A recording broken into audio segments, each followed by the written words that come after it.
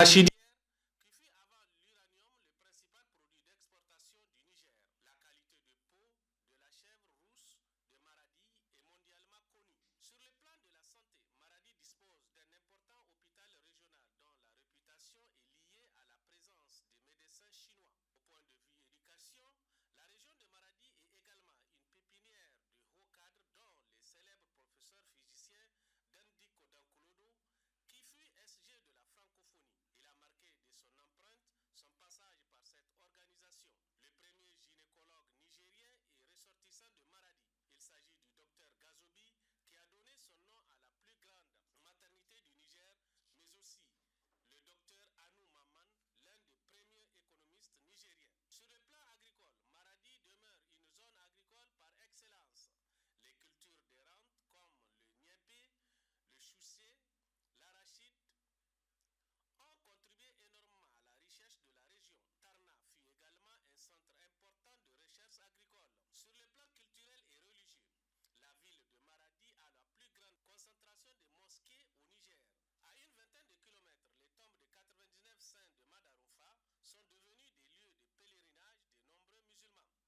En matière culturelle, le défunt griot de la cour Bala Nagogé, le groupe de Dang Ango, le chanteur Maman Garbadi Kwaro, le célèbre comédien Boubacar Lobi, le chanson Niger Lalé de Oumar Hadari, interprété par des jeunes collégiennes, ont fait la renommée du Kachina et du Gobir au-delà celle du Niger.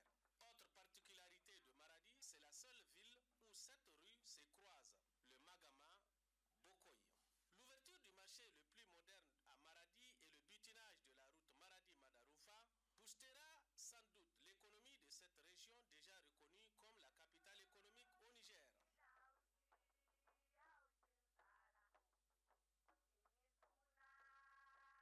sur quelques 7,5 hectares et qui sera désormais au centre des échanges commerciaux dans la région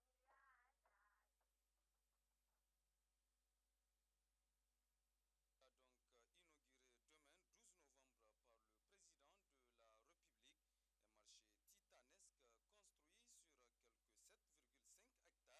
Le reportage est de Alzouma Senisoumeila. Comme le phénix qui renaît de ses cendres, le marché central de Maradi refait surface au cœur de la capitale économique du Niger, à la grande satisfaction des populations de la région de Maradi. Un joyau d'une rare architecture majestueusement bâti sur 7,5 hectares et qui comporte environ 1400 boutiques devenues une réalité grâce à l'engagement et la détermination du président de la République qui a fait de sa construction une priorité absolue dans la région de Maradi.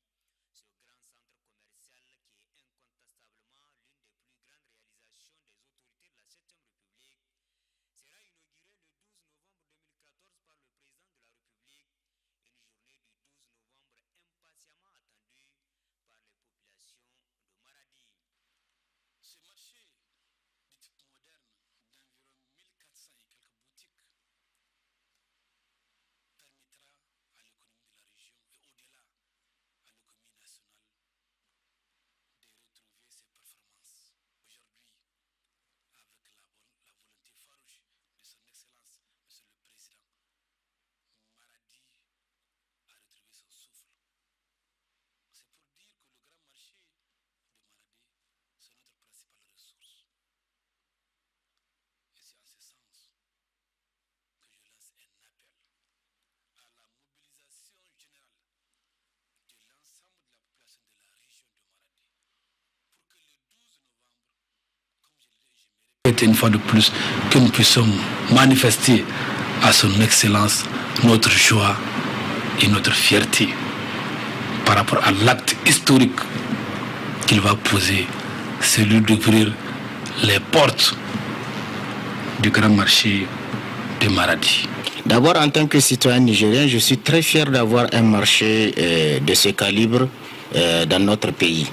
Il faut expliquer aux gens que ce marché, dans la sous-région ouest africaine, Je pense que, mis à part le Sénégal qui a un marché qui est à peu près comparable à ce marché, il n'y a pas un marché comme celui-ci. Et nous sommes très contents maintenant, en tant que ressortissants de la région de Maradi, que ce marché soit fait à Maradi. C'est une récompense pour notre population parce que c'est pour qui dit Maradi dit commerce. Et qui dit commerce dit un lieu de commerce, donc un marché. Le président a pensé à notre population, il a fait ce grand marché sous-régional dans la ville de Maradi. Vraiment, nous ne pourrons dire que merci. Merci et merci encore au président de la République. Un marché de grande envergure qui va revitaliser l'économie régionale et nationale qui fait l'unanimité dans la région de Maradi. Ces genres d'initiatives sont vraiment à saluer parce que Maradi en tant que capitale économique doit vraiment être doté de toutes les infrastructures qui sont vraiment à la portée dans le cadre de la modernisation même du commerce au niveau communal, régional et au niveau national. Par rapport à cette œuvre, nous appelons aussi vraiment tous les commerçants, toutes catégories confondues, de faire un bon usage de cet endroit, de le préserver jalousement, et 3, de contribuer de façon significative à ce que Maradi, la capitale économique, soit davantage visible et que ceux qui veulent venir après puissent en profiter davantage par rapport à ce grand chantier du président de la République que nous saluons. Les marchés tant attendus est finalisé. C'est une joie totale, c'est une fierté pour nous les Maradawa que le président a réalisé cet objectif tant attendu. Tous les Maradawa sont fiers de la construction de ce marché. C'est un marché de référence et ça est dû à l'engagement d'un président exemplaire, d'un président patriotique. Ça c'est une preuve du patriotisme que notre président Issoufou Mahamadou est en train de montrer sur toute l'étendue du territoire et mieux à Maradi.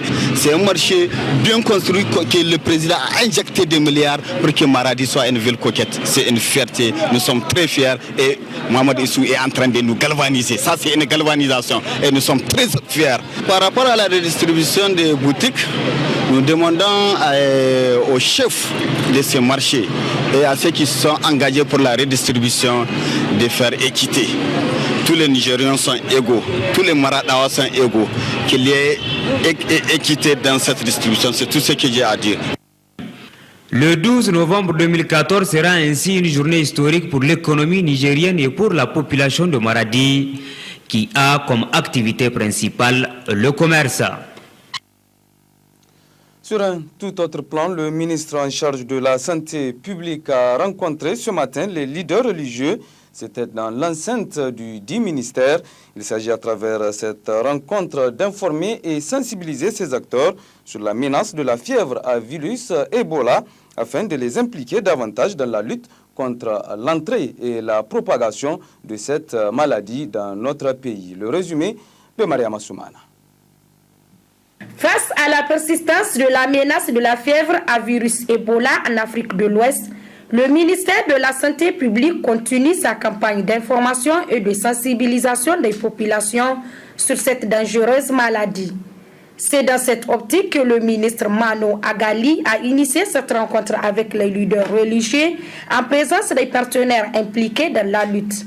L'objectif étant d'échanger et d'informer davantage ces acteurs sur ce fléau afin qu'ils puissent à leur tour véhiculer l'information à la base. Occasion pour le ministre de la Santé publique de faire le point sur les dispositions prises pour éviter l'entrée et la propagation du virus Ebola sur le sol nigérien. Dispositions prises pour la prévention et la prise en charge. Donc, qu'est-ce que le Niger a fait? Qu'est-ce que le ministère de la Santé a fait? À titre de rappel, nous avons été saisis le 28 mars 2014 par l'OMS, donc l'équipe du Niger, de la survenue de l'épidémie de la maladie à virus Ebola en République Sœur de Guinée. Notre première réaction a été de tenir une réunion extraordinaire du comité de gestion des épidémies, à l'issue de laquelle nous avons décidé de, premièrement, renforcer la surveillance épidémiologique au niveau des points d'entrée, frontières terrestres, les gares, les aéroports. Revitaliser le comité de gestion des épidémies à tous les niveaux, national, régional et départemental. Renforcer le contrôle sanitaire de l'importation des animaux sauvages en provenance des zones affectées. Élaborer un plan de lutte contre Ebola. Voilà les premières réactions que nous avons faites. Nous avons élaboré un plan d'urgence. Ce plan d'urgence était de 144 668 750 francs CFA. Le premier plan, je parle du premier. En matière de communication, nous avons organisé des points de presse. Nous avons vulgarisé l'aide-mémoire sur la connaissance de la maladie à virus Ebola. Présent à cette rencontre, le représentant de l'Organisation mondiale de la santé a exhorté ses leaders religieux à s'impliquer davantage dans le combat contre Ebola. En tant que religieux, est capital. Nous savons que si vous passez les messages très importants de prévention que nous avons discuté tout à l'heure, si vous passez les messages de pouvoir référer les malades ou les signes qui vous ont été présentés, que vous constatez chez quelqu'un, la maladie est déjà à plus de 60% gagnée. C'est pour ça que nous pensons que votre rôle est capital. Nous pensons que vous jouez et vous devez jouer un rôle.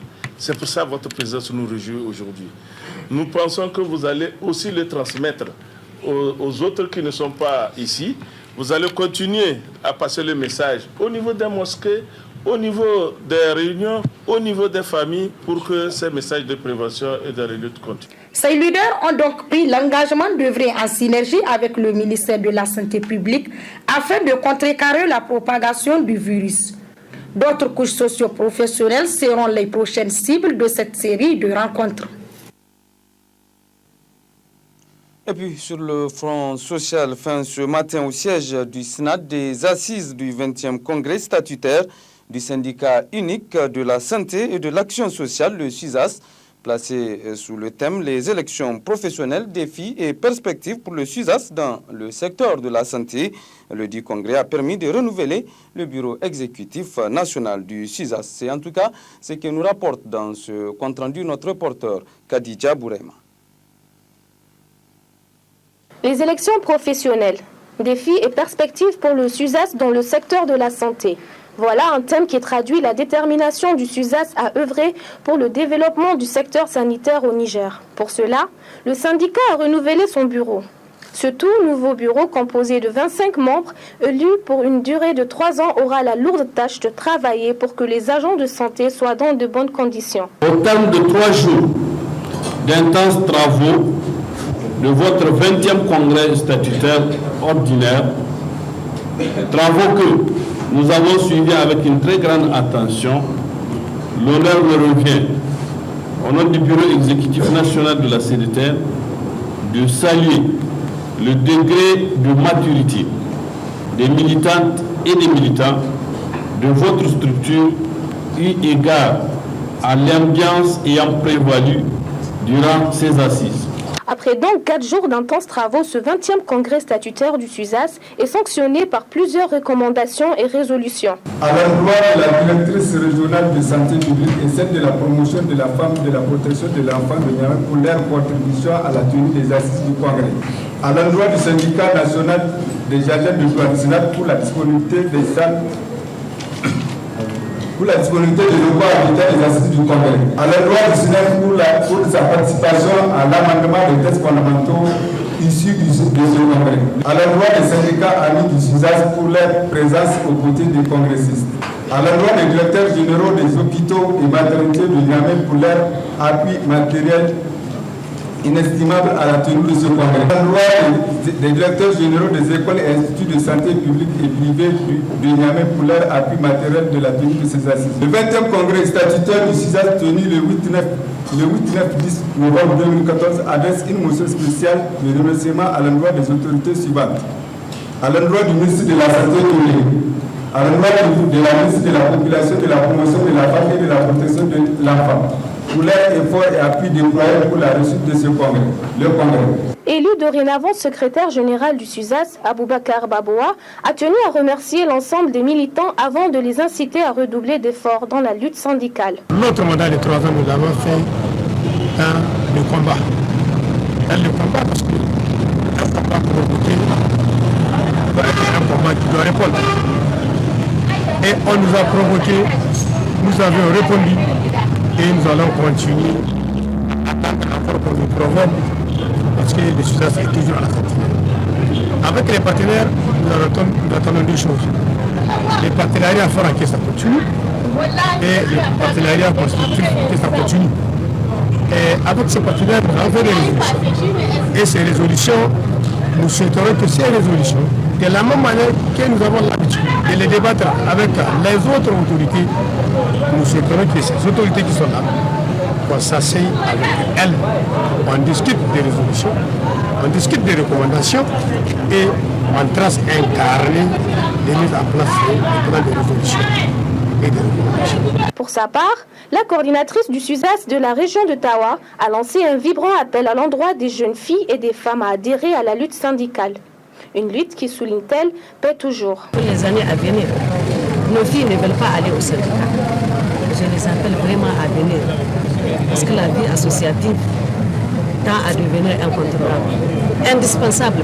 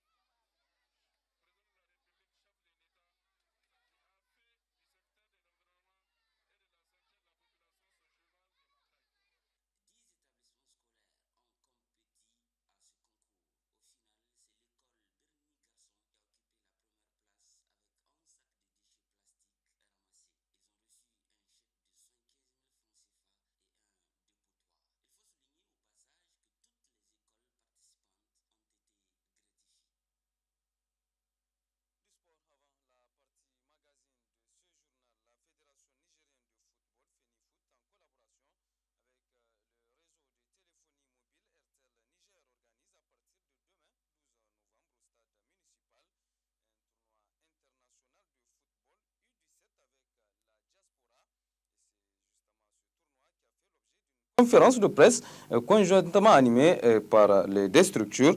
Plus de détails avec notre chroniqueur sportif, Damana Abdoulaye. C'est vrai qu'il vous souviendra qu'en juin, quand on a fait le lancement de RTL Jeune Talent à Tawa, on s'était dit que par rapport à RTL Jeune Talent 2014, il fallait voir le concert avec la FENIFOOT. Qu'est-ce qu'on peut faire encore de mieux pour les jeunes U17? Le ton est donné à travers cette conférence de presse conjointement animée par la Fédération nigérienne de football et son partenaire RTL Niger sur l'organisation du tournoi international de football U17 avec la diaspora. Prévue pour se tenir du 12 au 20 novembre de ce mois, cette compétition, la première d'Iger, poursuit un objectif bien déterminé, celui de parvenir à la mise en place d'une sélection nationale cadette U17 en vue de participer au championnat d'Afrique de la catégorie prévu du 15 février au 10 mars 2015, ici même à Niamey. On s'est rendu compte qu'on n'avait pas de championnat de moins de 17 ans. Mais entre-temps, en fait, le temps était trop court. Il fallait trouver en fait une solution alternative en attendant. Et surtout que le Niger devrait organiser l'année prochaine la CAN U17. On s'était dit, bon, pourquoi ne pas aller sur un programme comme ils ont eu à vous l'énumérer. Mais peut-être que ce que mes collègues de la FENIFOOT ont oublié de dire, c'est qu'il y a un autre projet en fait qui est à l'étude, qui est le championnat. Parce que dans les débats et autres, j'ai toujours entendu nos chers amis journalistes parler de on ne peut pas développer le football sans le football jeune. Surtout qu'aujourd'hui, nous sommes à notre 4e édition. À chaque fois quand on a les jeunes talents, ils sont tout de suite versés dans les équipes seniors et il faut un peu les protéger. Donc c'est pour vous dire que, en plus en fait de tout ce qui vient de vous dire, nous sommes en train d'étudier un projet pour mettre en place un championnat U17 peut-être qui aura lieu à partir de la saison prochaine, Inch'Allah.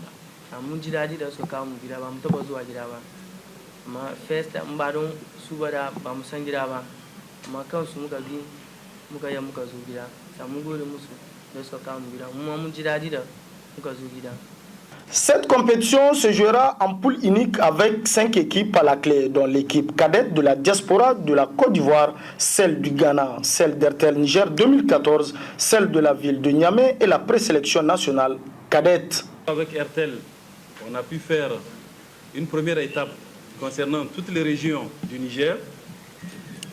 Mais une fois encore, je le répète, ce n'est pas au Niger seulement qu'il y a des Nigériens. Parce que l'enfant qui se trouve en Chine, tout simplement parce que son père nigérien a choisi de vivre en Chine, on ne peut pas dire que nous ne sommes plus nigériens que lui. Voilà. Donc, nous, on va chercher le bon Nigérien là où il se trouve. C'est l'objectif que nous nous sommes fixés à tous les niveaux. C'est vrai que ça a un coût, ça coûte cher. Mais s'il faut passer par là, on va le faire. Là où se trouve le meilleur Nigérien, nous irons à sa recherche. Et c'est ça l'objectif de ce tournoi-là. Comme il a dit, effectivement, les gens m'appellent de partout, du Nigeria, du Bénin, ils disent « Ah non, ils ont appris, pourquoi eux pas ?» Je dis « Vous avez raison, ils ont tout à fait raison. » Mais c'est un chantier qu'on vient de commencer. On n'a pas les moyens, pour le moment, d'aller au niveau de tous les pays. On a commencé par le Ghana. C'est vrai, tantôt on avait dit Ghana, Côte d'Ivoire, Togo. Mais l'année prochaine, on va l'élargir. Au fur et à mesure qu'on aura les moyens, on va élargir notre champ de recherche. Après s'en est suivi le tirage au sort, ainsi le match d'ouverture opposera la sélection RTL Niger 2014 à la diaspora du Ghana. Nous en venons à présent à la partie magazine de ce journal et comme annoncé, les partis politiques membres de la mouvance pour la renaissance du Niger MRN ont rendu public ce matin une déclaration de presse, c'était au siège du parti ANDP Zamalaya. L'analyse de la situation socio-politique du pays était au centre de la dite déclaration. Une très bonne réception. Au revoir. De la situation sociopolitique du Niger, quel constat fait la MRN sur la situation sécuritaire? La majorité présidentielle constate avec amertume la recrudescence de l'insécurité dans la zone nord-ouest de notre pays du fait d'agressions perpétrés par des terroristes en provenance du Mali. Aussi, devant la lâche agression survenue à Walam et à Mangaise, ayant coûté la vie à 9 membres des forces de défense et de sécurité et à 2 de nos compatriotes civils, la majorité présidentielle joint sa voix à celle de tout le peuple nigérien pour déplorer et condamner avec la dernière énergie cette barbarie et présente ses condoléances les plus attristées à leurs familles respectives. Ces événements douloureux qui sont loin d'entamer notre morale et notre détermination à lutter contre le terrorisme sous toutes ses formes, mieux la majorité présidentielle, qui est consciente de tous les efforts déployés par le gouvernement pour sécuriser et protéger les Nigériens sur toute l'étendue du territoire national, apporte son soutien et ses encouragements aux forces de défense et de sécurité dans leur œuvre de défense et de sécurisation des populations, réalisées souvent au péril de leur vie. Qu'en pense-t-il sur le plan politique? La situation politique a été dominée ces derniers temps par les actions entreprises par l'ARDR, toutes visant à discréditer le régime sur le thème de l'organisation des élections de l'année 2016. Ce débat fait par anticipation et sur un mode forcément absurde révèle les intentions secrètes d'une opposition totalement en désarroi. Il n'a rien de surprenant dans cette situation, quand on sait que certains responsables de cette opposition étaient, il n'y a pas très longtemps, confortablement à la tête de l'État, jouissant d'importants avantages et de privilèges qui s'étaient royalement octroyés. C'était aussi parce qu'ils voulaient avoir tout le pouvoir et à eux seuls qu'ils avaient entrepris les manœuvres dont l'échec les a conduits dans leur purgatoire actuel. Certains parmi eux auraient pu, à la faveur de la proposition faite à son temps par le président de la République, de mettre en place un gouvernement d'union nationale, être également à la tête de l'État. Ils avaient à l'époque dédaigneusement refusé cette offre, pensant en finir au plus vite avec le régime et s'y substituer. Au demeurant, leurs agissements de ces dernières semaines sont tous marqués par leur aigreur et la rage de ceux qui ont tout perdu sauf lorsqu'ils pensaient tout avoir. Du coup, plutôt que de parler de la réalité d'aujourd'hui,